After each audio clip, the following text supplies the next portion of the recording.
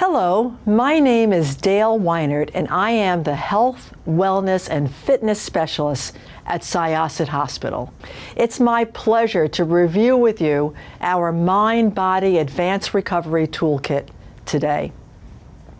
These are life-enhancing stress management techniques that are beneficial for anyone to use to reach their healthiest and highest potential. I've experienced many people putting off their surgery until they can't walk anymore due to their apprehension of the hospitalization or the surgery itself. Let me help you with some of those concerns. Syosset Hospital's Center for Orthopedic Excellence is one of the leaders for total joint replacement surgery in Northwell Health. Our high-volume and comprehensive program has played an important role in developing the expertise that we will provide to you. Total joint replacement is considered a well or elective surgery. You are here to improve your mobility and quality of life with either a hip or a knee replacement. Since you are having elective surgery, you have an opportunity to prepare yourself to get into a healthy, empowered mindset for a successful experience and outcome. To help you with this, I've developed a Mind-Body Advanced Recovery Toolkit. You can access these tools as attachments on the website. Let's review our Mind-Body tools. We have placed a handout that says, "Remember to breathe." The quickest way to calm the mind and the body down is through the breath. The breath is the bridge between the mind and the body. How we breathe significantly influences how we function, heal, and recover. What happens when we're anxious, angry, or in pain? We either hold our breath or breathe where our out-breath is short and fast. Why does this matter? Shallow breathing raises your blood pressure and heart rate. It also interferes with the proper exchange of oxygen and carbon dioxide, which could affect your cognitive functioning and can cause sleep issues. The brain interprets this type of breathing as a threat is imminent, stimulating a fight or flight response. Chronic stress fuels this fight or flight response, and our bodies have to work much harder to function and recover. Healing thrives when the body is functioning in balance and harmony. This is known as our rest and digest mode. It's also known as the body's relaxation response. One way to turn on the relaxation response is with focused breathing, where you mindfully make your out-breath longer than your in-breath. When you blow out slowly through your mouth, as if you're blowing through a straw, and then breathe in through your nose, you stimulate healing and optimal health. It's important to remember that you can change how you feel by simply changing how you breathe. The first breathing technique is called the focused breath exercise. The focus of this exercise is making the out-breath longer than the in-breath. You already have enough air in your lungs, so you don't need to inhale first. You start the exercise by slowly blowing out through the mouth as if you were blowing through a straw for as long as you can. Near the end of the blowing out, you'll feel your rib muscles tightening, making room in your lungs for a full in-breath. Next, inhale slowly and deeply through your nose, and then slowly blow out through your mouth for as long as you can. Repeat this for 5 breaths. Like any new skill, the more you practice, the easier it becomes. When getting out of bed after surgery, most people are initially apprehensive to move their operated leg, and as a result, they hold their breath, which tenses muscles and may increase their pain. Please remember to slowly blow out through your mouth when you're moving your operated leg in and out of bed. In general, any time you exert yourself, try slowly blowing out through your mouth. A helpful hint is E for exertion and E for exhale. This will help to reduce stress and stimulate the relaxation response. It's also very common for patients to hold their breath when they're walking with a walker for the first few times. This is because you will be taught how to walk properly using a walker, and until you've practiced 2 or 3 times, you'll be concentrating on those instructions. It's best to slowly blow out through your mouth and inhale through your nose while you're walking. You'll have a much more relaxed gait and will have much better endurance. Lastly, for patients having a total knee replacement, it's very important to bend and straighten your operated knee as part of your rehabilitation. Most people hold their breath while bending their knee, resulting in more pain and decreased motion. The key is to slowly blow out through your mouth as you bend your knee, and then inhale through the nose when you straighten it. You can get an additional 5 degrees of motion simply by breathing properly. This breathing exercise is especially helpful in outpatient physical therapy when the therapist is working to get that last bit of movement. Remember, B for bend and B for blow. Let's practice the focused breath exercise for 5 breaths. Sit comfortably in a chair with your feet on the ground, your back upright, and your hands on your legs. I will guide you by telling you when to blow out and breathe in. Okay, here we go. Blow out, breathe in, blow out,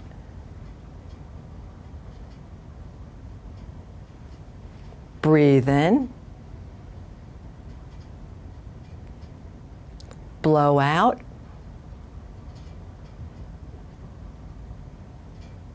breathe in. 2 more, blow out, breathe in, blow out. How do you feel? Now I will introduce the calming breath exercise. I also call it the 4-7-8 breathing exercise. This is a very powerful, effective stress management tool for 3 reasons. 1, it's a fabulous distraction technique. When you're counting and breathing, you can't think of anything else. So if you get up at 3 or 4 a.m. in the morning and you have trouble falling back to sleep, do the 4-7-8 exercise for 8 breaths. And most people fall back to sleep between 6 and 7 breaths. 2, the lymphatic system, which is responsible for cleaning the toxins out of your blood, is stimulated by either doing aerobic exercise or deep breathing. Most people are not doing aerobic exercise right after surgery, but everyone can deep breathe with the 4-7-8 exercise. Stimulation of the lymphatic system is very important, as we are only as healthy as the environment in which our cells live.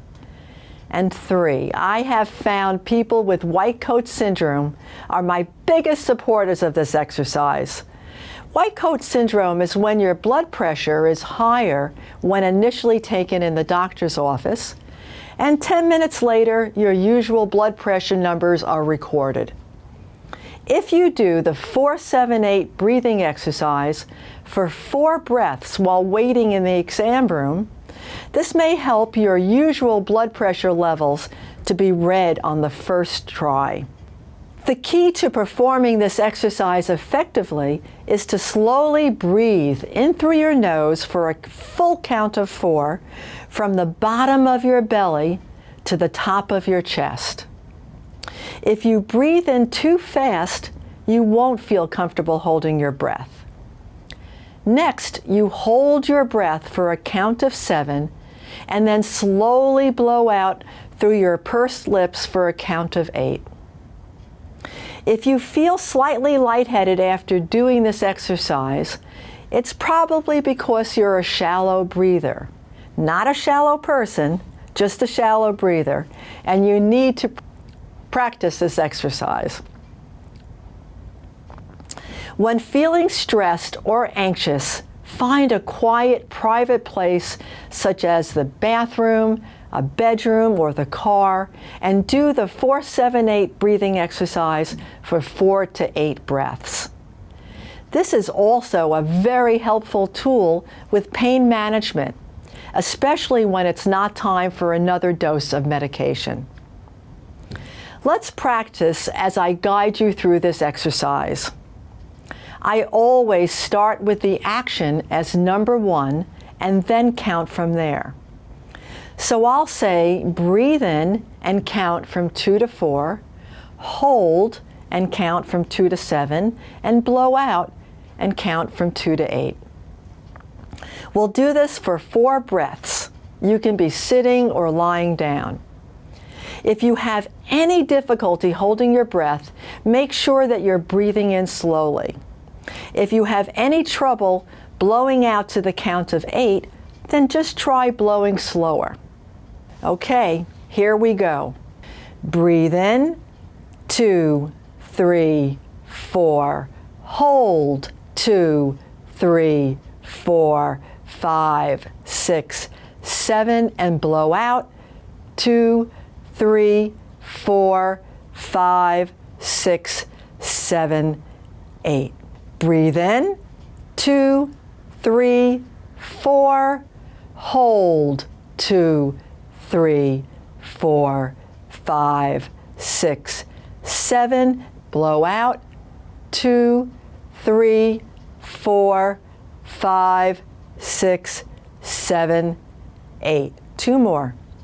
Breathe in, 2, 3, 4. Hold, 2, 3, 4, 5, 6, 7. Blow out, 2, 3, 4, 5, 6, 7, 8. Last one for good luck. Breathe in, 2, 3, 4. Hold, 2, 3, 4, 5, 6, 7. Blow out, 2, 3, 4, 5, 6, 7, 8. I hope you feel more relaxed. This is a great technique for anyone to practice before undergoing a test, whether it's for school, work, or a medical visit. The next tool is the successful surgery and recovery visualization practice. Visualization is a powerful tool used by successful athletes and professionals to set the stage for accomplishing an intended goal. Visualization plants the seeds of the desired outcome in your mind with the addition of detailed thoughts and images which nurture the potential for success. Imagine yourself in a healthier, more active state than you are now. See yourself having a successful surgery and recovery. Get excited about the inspired life you're going to have with your new hip or knee replacement. Worrying is just the opposite of visualization, focusing all your thoughts and energy on something that you don't want to happen. Worrying is draining and stressful. Fortunately, you can send a clear visual image of a specific desired outcome to anywhere you have nerves in your body. Your mind then responds to these visual images as if they're real. The key is to get yourself in a relaxed, centered state with mindful breathing, and then insert as many positive, descriptive details as possible into the visualization. See yourself focused, healthy, and successful during these following 4 stages of recovery. During your hospital stay, visualize yourself getting in and out of bed and moving from sit to stand with minimal or no assistance. See yourself sleeping and eating well, sitting in a chair, bending and straightening your knees with minimal discomfort. Visualize walking in the halls with ease, with a walker and a relaxed stride of your legs. At 2 months post-op, visualize the surgeon telling you that they're very pleased with your joint range of motion and overall recovery. Imagine yourself maneuvering independently in your home with ease. See yourself enjoying a healing walk with family and friends. At 4 months post-op, imagine yourself in a healthier, more active state than you are now. Circle the date on a calendar 4 months after your surgery and think about what would you want to be doing with ease that you're able to be doing now but with difficulty. Think about it with as much detail as possible and visualize yourself accomplishing this goal and feeling great doing it. At 8 months post-op, what is the dream activity or vacation that you can't do now because of your joint's painful limitation? Book a fabulous activity or trip as a goal to motivate you with your therapy and recovery. The next tool is to walk your way into optimal recovery. Walking stimulates every physiologic function of the body. Your circulation, digestion, bowel function, the heart, the lungs, the mind. Walking even promotes your feel-good hormones, elevating your mood. Get out of bed and start walking as soon as possible after surgery. This is important to reduce joint stiffness and prevent blood clots. Unless instructed otherwise by your physical therapist, we want you to place your weight on your operated leg with the assistance of a walker when you stand up and walk. Bone needs weight bearing to maintain its density and strength. You'll feel better as soon as you continue to walk. When family and friends come to visit you at your home, go for a walk with them. You'll get stiff if you're just sitting around with visitors. Instead, experience the beauty and the healing energy of nature and walk your way to better health and well-being. Finally, the last tool in the kit is a daily gratitude practice. There has been significant scientific research promoting the transformative power of gratefulness. A daily gratitude practice trains the brain to become more skilled at focusing on what is good in your life rather than concentrating on what is wrong. This conditions your brain to notice less of the annoyances and the frustrations that may limit your full potential. You become your healthiest, brightest, and most vibrant self through the practice of gratitude. Every evening, before or after dinner, I suggest you sit quietly and reflect back on the day.